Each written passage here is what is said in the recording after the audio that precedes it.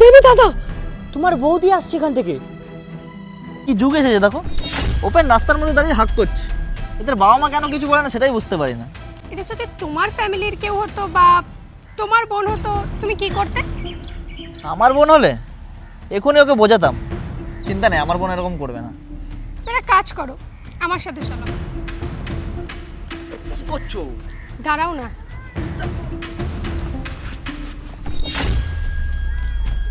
বোন, তুই এখানে কি করছিস? রিয়া, আমি কিছু জিজ্ঞেস করছি।